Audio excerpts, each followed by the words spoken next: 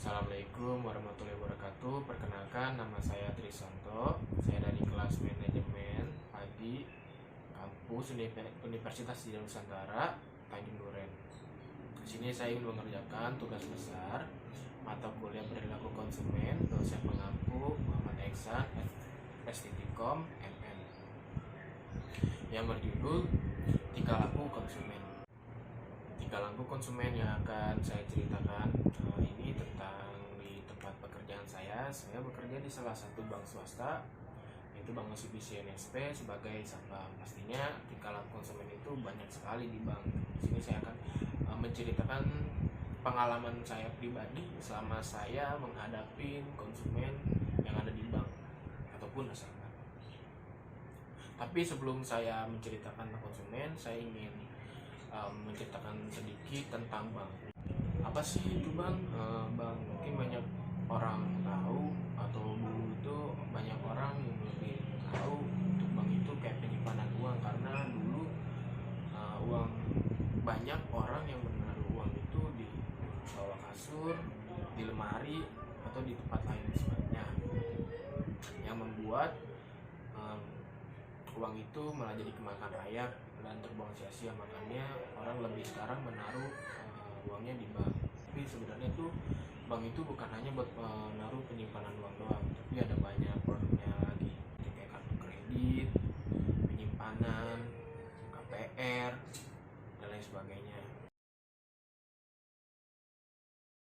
Di investasi itu kan ada banyak beragam, seperti kayak deposito, uangnya bisa ditumbuhin dengan bunga yang kompetitif, yang bagus juga, dan juga obligasi yang dengan bunga yang real dan itu nggak turun sama sekali, karena obligasi itu program pemerintah kalau untuk yang di bank. Lalu ada buat pinjaman juga seperti kayak KPR, KTA, dan lain sebagainya. Baik, langsungnya di sini saya menceritakan salah satu tingkah laku konsumen yang ada di bank dan sama juga bagaimana cara menghadapinya selama saya bekerja.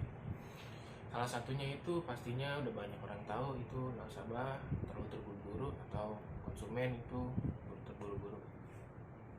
Kemarin waktu itu udah kejadian si nasabah terlalu buru-buru melakukan transaksi, dan itu udah saya nomor antrian, udah saya jelaskan juga ada antrian, tapi dia karena udah terlalu lama dan nasabahnya itu pengen pergi meeting. Namun ya namanya antrian, kita nggak bisa namanya menyalak kayak gitu. Dan di sini cara saya menghadapinya itu, pertama yang saya tanyain itu adalah untuk keperluannya. Kali aja dari keperluan dia itu bisa saya alihkan ke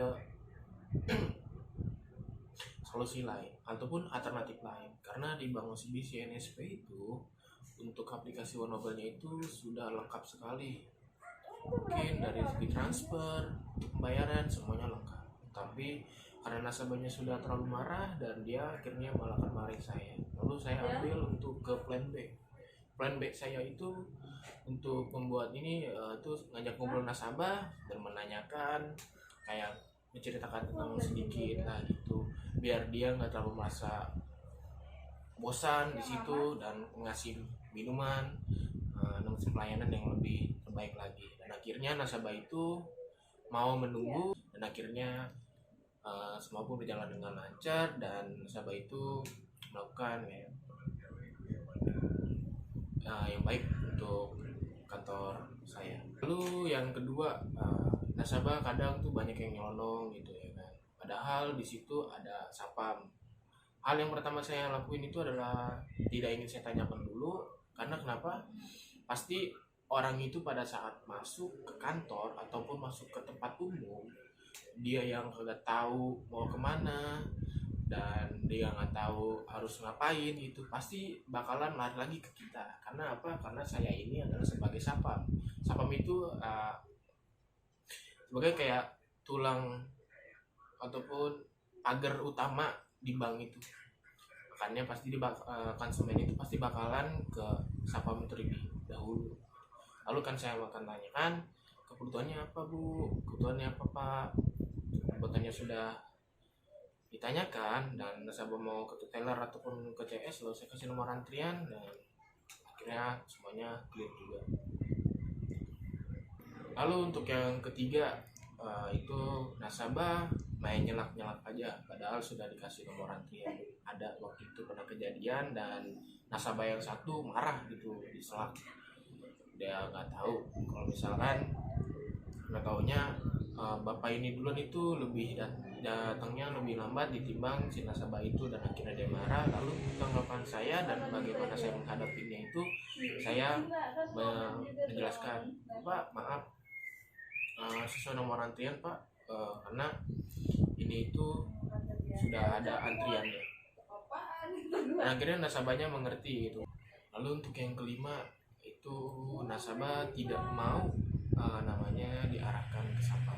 Kayak contohnya kalau itu ada nasabah itu nggak mau melakukan scan aplikasi peduli karena menurut dia kayak terlalu lama dan dia cuma mau melakukan kayak transaksi print buku tabungan doang. Tapi karena itu adalah kewajiban dan waktu itu lagi masa pandemi dan itu sudah diakuin oleh dari bank juga, dan itu disuruh sama pemerintah juga untuk SAPA mengarahkan terlebih dahulu ke aplikasi Peduli sebelum memasukin, karena fungsinya itu agar mengetahui bahwa nasabah ini sudah melakukan vaksin masih atau belum. Kalau misalkan belum, ya saya bakalan mengarahkan nasabah untuk melakukan vaksin dulu dan menanyakan alternatif untuk menanyakan kebutuhannya apa, lalu saya alihkan ke alternatif lain karena emang itu sudah peraturannya dan harus dijalankan. Lalu untuk yang kedua, kalau misalkan nasabah itu tandanya kuning, berarti dia sudah melakukan vaksinasi namun hanya 1 kali. Lalu yang saya hadapi itu, saya langsung menginfokan ke atasan saya bahwa nasabah ini melakukan vaksinasi 1 kali, dan saya bilang ke atasan saya untuk lebih jauh lagi pada saat nanti melakukan transaksi dengan nasabah agar kenyamanan antara nasabah maupun karyawan itu terjaga dan aman. Sekian presentasi video dari saya tentang tingkah laku konsumen di bank, yaitu tempat pekerjaan saya. Mohon maaf jika ada salah kata maupun perbuatan, dan mohon kritik dan sarannya. Wassalamualaikum warahmatullahi wabarakatuh.